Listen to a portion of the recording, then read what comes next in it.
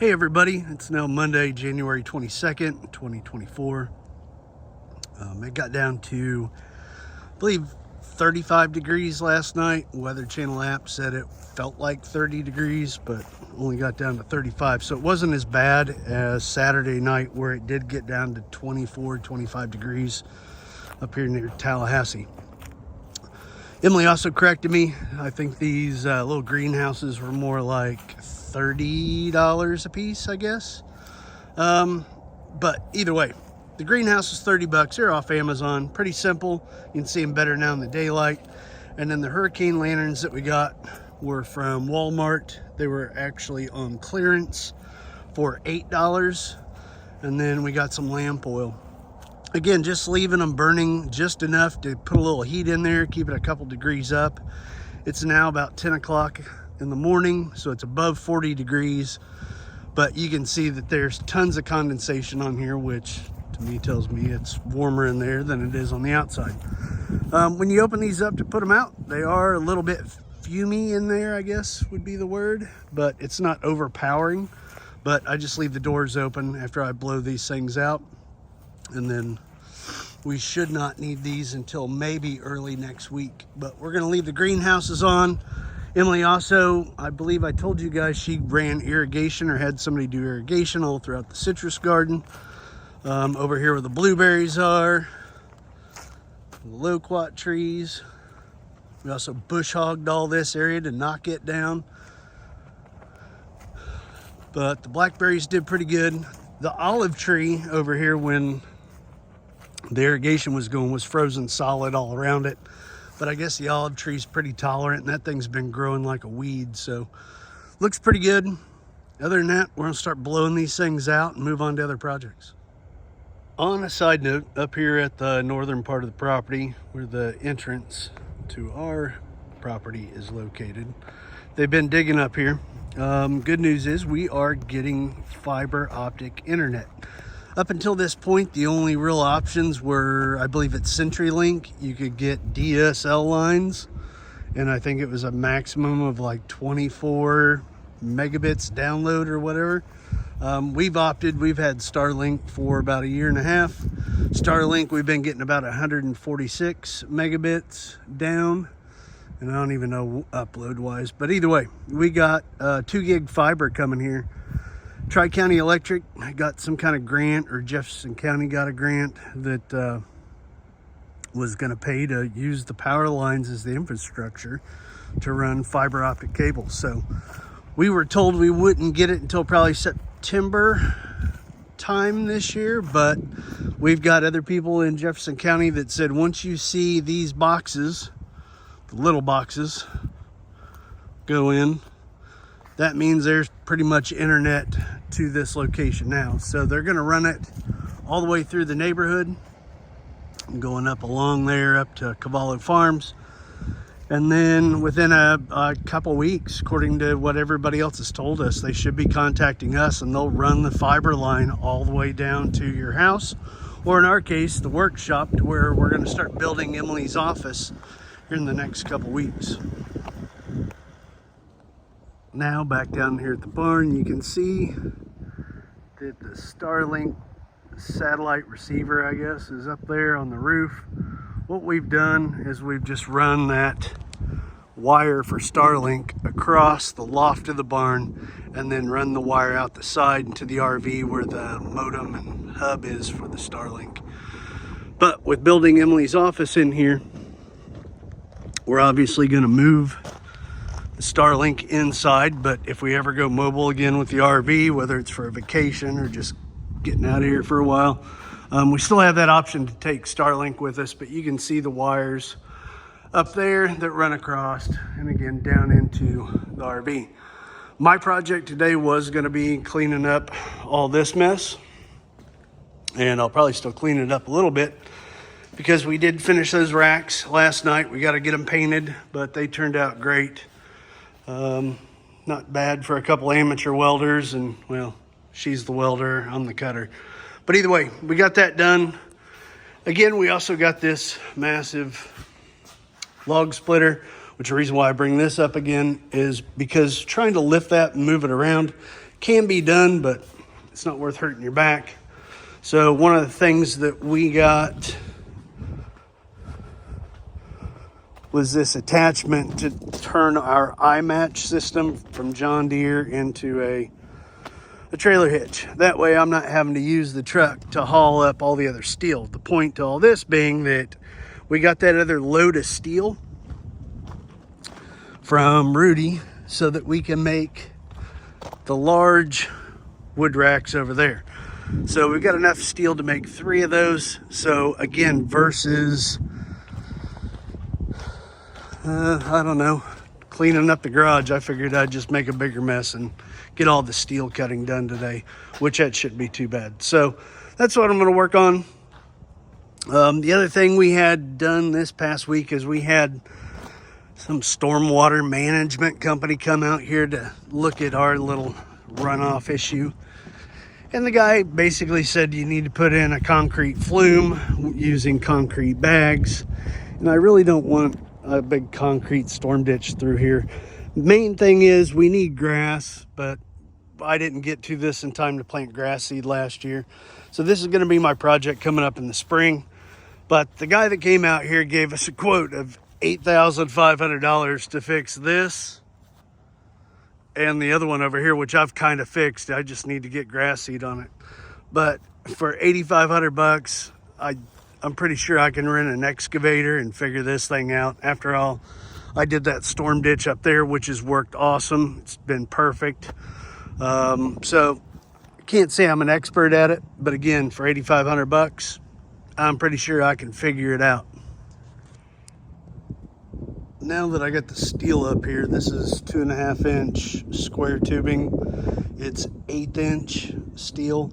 The one we made over there was made out of 3/16 steel, and it just weighed too much. Again, this is what we got for the hitch. So again, yes, this can raise higher. So yes, I know the stand is down, just so it doesn't keep going down. But yeah, that raises it up. It'll easily move the trailer. You're not going to take it out on the road, but just moving around here on the farm makes it a lot easier than having to back up the truck and use the truck to do it. And it's less wear and tear on the truck. It'll also move the wood splitter, which again over here is going to be the ongoing project. But as we're splitting the wood, we kind of need a place to put the split wood so it can dry out and keep it off the ground. And eventually got to get tarps over this stuff. But I still have numerous trees that I've got to cut up into great big logs like that, haul them up here with the tractor, and then split them. And then this is the size stand that we're doing. So one piece gets cut in half. It's 20 foot long, so that gives you your 2 10-foot pieces. But those are the racks we're going to start building, and I've got things underway inside. Now that we're back inside the barn, you got this 20-foot piece, but when you're trying to cut 20-foot piece of steel by yourself, got to get kind of creative with how you hold both ends. So using some blocks of wood, got it perfectly level, which I got lucky. But gonna cut 3 of these in half, and then I gotta cut the other 3 into the end pieces. So time to start cutting.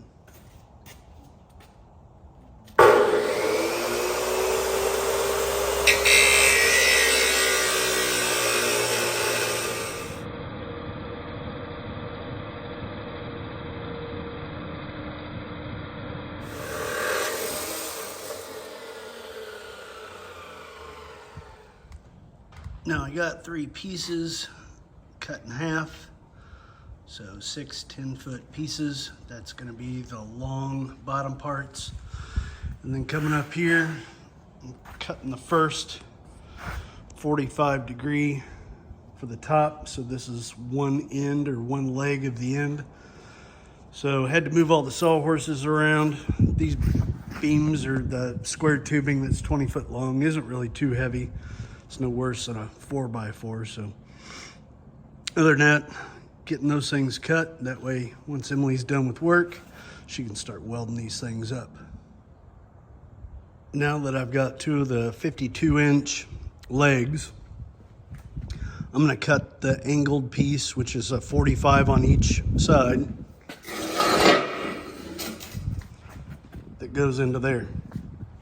So what I did to get those, that way I'd have a flat end on this side, is I just spun this bar around, which was probably about as easy it was for me to do with my fingers, I guess.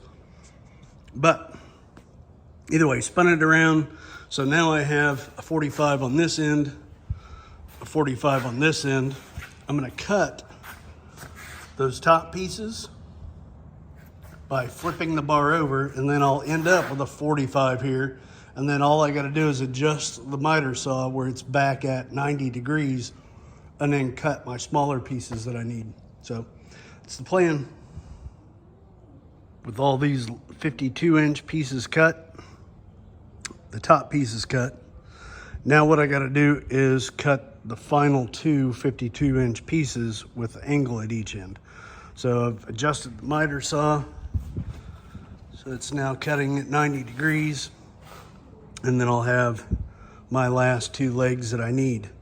So once we're all done, we end up having maybe 2 or 3 inches of this stuff as extra, which I could bump everything up a 1/4 inch and maybe use every last bit of steel, but I don't know, it's not really worth the gamble of coming up at a 1/4 inch short. So once I got these cut, I'll cut 2 6-inch blocks for the bottom of the legs or the upwards arms, and then Emily should be done with work here shortly. We'll start grinding on the edges, take the burrs off, and start welding.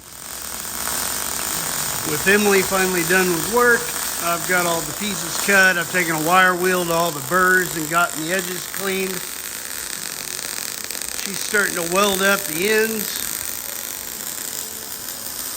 So once the ends are done, we'll get the longer pieces, the 10-foot pieces up here, weld legs onto the ends, and go from there. Rudy gives me an A+. Yep, that's pretty good welding. Emily's still putting the ends together. We got 3 of them made, so she's working on the 4th. Once she has all those put together, we can weld those ends onto the bottom pieces.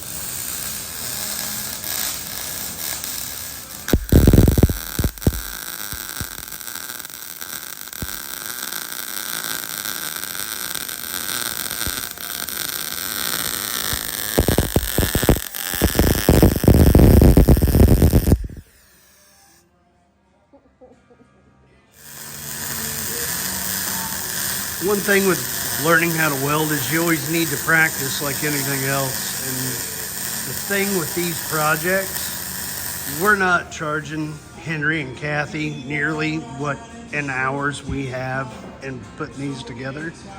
The point being is that Emily needs practice welding. The only way to practice welding is having things to weld. So it's a mutual kind of relationship. They know that going into it. She's doing better every time she welds. But still, practice makes perfect on anything else. And that's the other reason for these wood racks. Gives her a chance to keep on welding, doing projects. We've got probably $160 in metal for each rack. Now there's 3 racks, but you know, when you figure you can go to Home Depot or Lowe's and get a wood rack for $100, it's thin metal tubing, you know. For a little bit more, yes, we got to put the work and the effort into it, but we're going to have wood racks that are going to last, well, they're going to outlast us.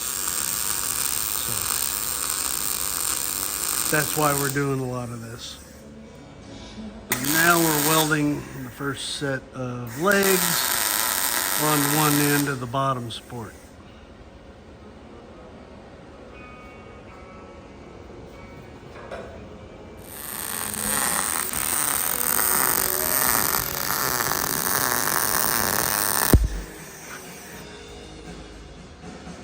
That looks pretty good.